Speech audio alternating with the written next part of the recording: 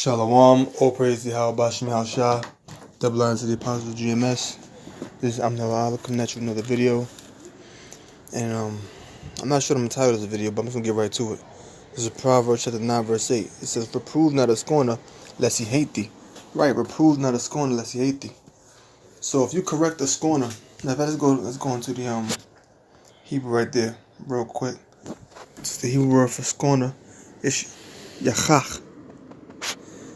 And it says, to prove, decide, judge, rebuke, reprove, correct, be right. So it basically means to correct. Okay? So correct not a scorner. What's a scorner? Lawataza. It says, to scorn, make mouths at, talk arrogantly. To mock, deride, to be inflated, scoff, act as a scorner, show oneself a mocker. So, to talk arrogantly, one who talks arrogantly, or one who's speaking against the word of Yahweh Bashim Shah. So don't correct that person. But let's go back to it. It says, reprove not a scorner lest he hate thee, rebuke a wise man lest he love thee. So the reason why I says reprove not a scorner lest he hate thee, because the scorner is talking arrogantly. A person who's arrogant is a person who's prideful, a person who's haughty, a person who's lofty. And a lofty, prideful, haughty individual doesn't want to be corrected. They don't want to be wrong. They want to believe what it is that they believe, despite it being fact or fiction. Despite how much proof it is that you show them that what they believe is incorrect, they're still not going to change their minds because they're prideful. So reprove not a scorner unless he hate thee, and they'll hate you for that. You got people out there that despise correction. They despise being corrected. Mind you, when you're correcting an individual, you're doing it for that person's betterment, not to their detriment. Okay? And the person that you correct is the person that you love, because you don't want that person walking around foolishly. You don't want that person walking around foolishly, so you correct them to put them on the right track. Rebuke a wise man, he will love thee, right? But if you rebuke a wise man will love you, because a wise man seeks to gain knowledge. So if a wise man is being rebuked or corrected, he's going to love you, because what you're doing is you're putting that wise man on the path of righteousness by correcting him with the correct doctrine. And this just doesn't only apply to the scriptures, because you got people out there who believe what they want to believe according to the scriptures, despite the proof that you bring out, proving that what they're teaching or what they're believing is incorrect. But this just applies to life in general. Sometimes you correct the person, I know. They can only respond saying, I know. Because they don't really want to hear it. They don't want to be corrected. They want to do what the hell they want to do. Okay? So this just doesn't only apply to the scriptures. It applies to life in general. Proverbs. Like the word a proverb is a short, pithy saying. Pithy, Pithy. Pithy just means short. So a proverb is a short saying, a pithy saying. That's what a proverb is. And that's the reason why when you go through the book of Proverbs, a lot of the verses are often very short. Okay? They're short sayings. So it says, Proverbs, give instruction to a wise man, and he will be yet wiser. So if you give instruction to a wise man, look at that word instruction. Come.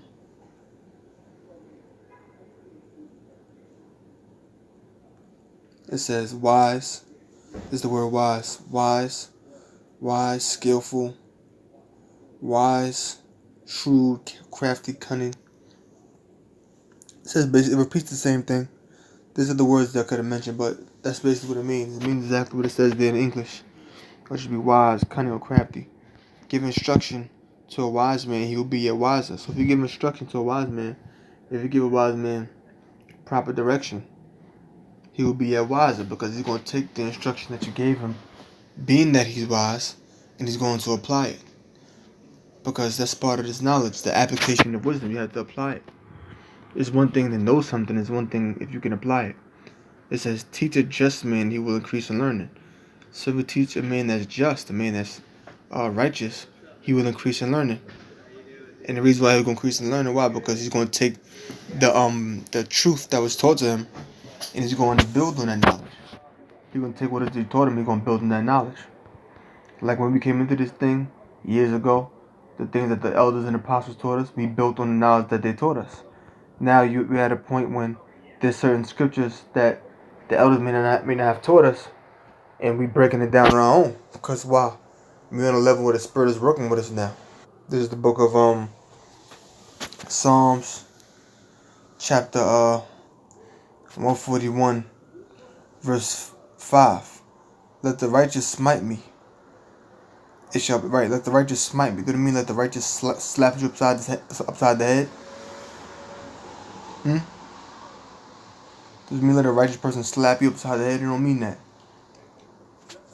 Matter of fact,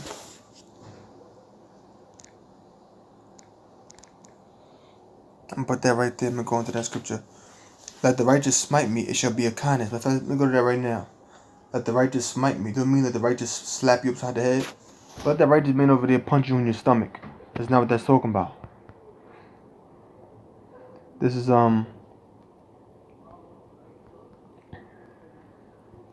Proverbs chapter 27, verse 6.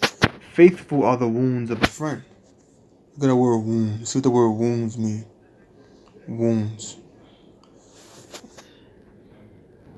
Patazah. It says bruised wound. Doesn't really tell you much. But we're going to go into what it means. Faithful are the wounds of a friend. So a friend's wounds are faithful. But would a friend actually wound you? Would a friend actually hurt you? Of course not. So why would I say faithful are the wounds of a friend? Because that friend is correcting you. That friend is smiting you in a figurative sense. Like if a child does something that's wrong and is smitten by their parent is what? Giving them correction. So faithful are the wounds of a friend. So when a friend is smiting you, a friend is wounding you or giving you correction. And it's faithful because he's doing it in righteousness. But the kisses of an enemy are deceitful. The kisses of an enemy are deceitful. If an enemy is kissing you, it's in deceit. Notice that. Notice how it said wounds of a friend, kisses of an enemy. A friend wouldn't wound you, and an enemy wouldn't kiss you.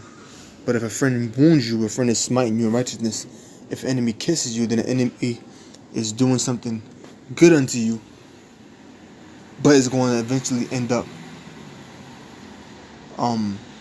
doing something good unto you, but eventually it has an ulterior motive.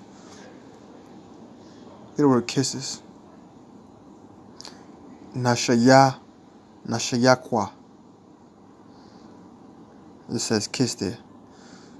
So it mentioned two things. It mentioned things that something that a friend wouldn't do, which is wound you, and something that an enemy wouldn't do, which is kiss you. But the wound of a friend is not a physical wound; it's a spiritual wound, a righteous smiting. A smite or a wound is being given unto you for your correction, to lead you on the right path. But the kisses of an enemy are deceitful, because the enemy is doing something good unto you, showing you some form of compassion or showing you some form of love, because that's what a kiss would represent, love or affection. The enemy is showing you certain affection, but it's in deceit, because the enemy has an ulterior motive. That's why that person is your enemy. So let's go back. Psalms chapter 141, verse 5. Let the righteous smite me, not actually hit you, smite you with righteousness. It shall be a kindness. So if somebody smites you, it's going to be a kindness. It's not going to be nothing wicked. It's going to be a kindness. And let him reprove me or correct me. It shall be an excellent oil which shall not break my head. It's going to be an oil which shall not break your head. So it's like you're being anointed. Get a word right here. Nah. See? Now why? Says to hinder, hold back, forbid, disallow, restrain, frustrate. To hinder, hold back, to restrain, forbid, frustrate, to restrain, make, averse, discourage. So may the righteous smite me. And it said, it's gonna be like an excellent oil which will not break my head. Meaning what? It's not gonna hinder you. It's not gonna restrain you or forbid you or frustrate you or discourage you. Because the enemy is smiting you in righteousness or wounding you in righteousness to lead you on the right path, to correct you. So if you do something that's off and the brother's correcting you through the spirit and righteousness, then that's what it is. Just trying to lead you in the right path. It shall be an excellent oil which shall not break my head, For yet my prayer shall also be in their calamities. So with that, I'm gonna close. I hope you've learned something. I'm gonna say shalom.